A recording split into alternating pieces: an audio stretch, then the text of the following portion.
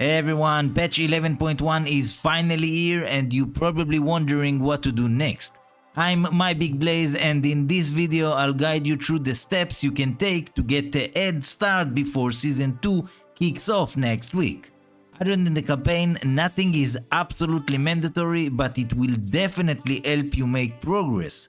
Since there isn't much else to do, you might as well dive into some of these activities. Let's not waste any more time. If you enjoyed this content, be sure to like and subscribe as it really helps the channel grow. Now let's get started. Before I dive into details, just a heads up, the Dark Moon Fair starts in a few days.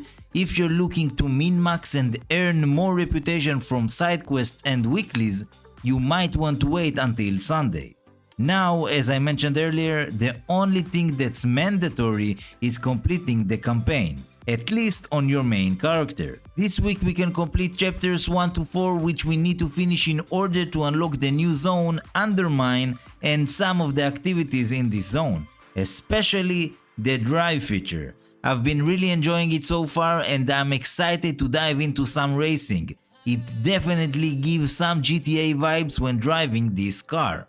If you have alt characters you want to play with, unfortunately you will have to complete the campaign on them too. We will not get the skip until 2 weeks from now when we've finished all 6 chapters. Aside from that, you will want to get through the campaign because next week chapter 5 will drop along with the quest Liberation of Undermine the House Loses. This will reward us with the Valorstone and free enchanted rune crests, which we can use to craft our crafting gear. A solid upgrade for sure. Now let's talk about some weekly activities. In the new zone you will have a few quests that you want to complete before the next reset. This will give you a significant amount of reputation for your chosen cartel and for Undermine. Some of these quests will require you to do jobs with the drive car, dig around the zone, and participate in events. Another thing that you can do on your main or alts, especially on new characters, is the weekly tasks like the machine event in Ringing Deeps, spreading the light in Olafall, and the spatial assignments. This will reward you with Valorstones, crests for Season 2, and 623 items that you can upgrade to 645 if you really want to. However, I recommend upgrading it to 632 since it doesn't require much investment. After upgrading to 632, you can hold off and see what other gear you get throughout the week. The reason I mentioned doing this on your main characters is that you can save the Valorstones for future upgrades, and if you don't need the gear from the chests, you can save them for now and open them when Season 2 begins, giving you some quick coffer keys for your Bountiful Delves. Early in the season, Bountiful Delves can reward you with really good items that can boost the gear of both your alts and your main.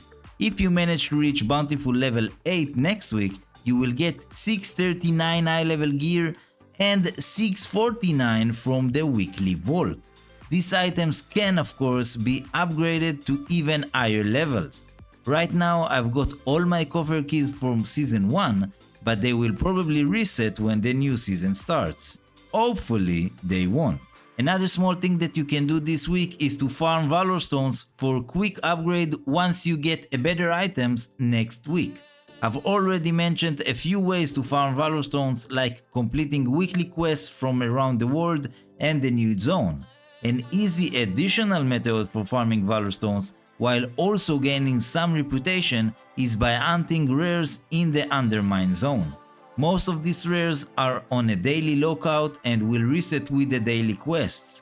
As you farm these rares, you will occasionally receive parts that you can assemble into customization for your drive car.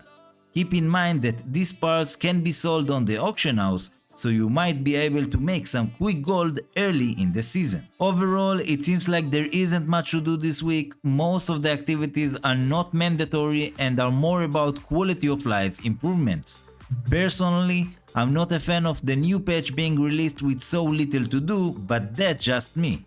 I'm sure there are plenty of players who enjoy the slower pace. Let me know in the comments what do you think about the new patch. Thank you for watching, peace.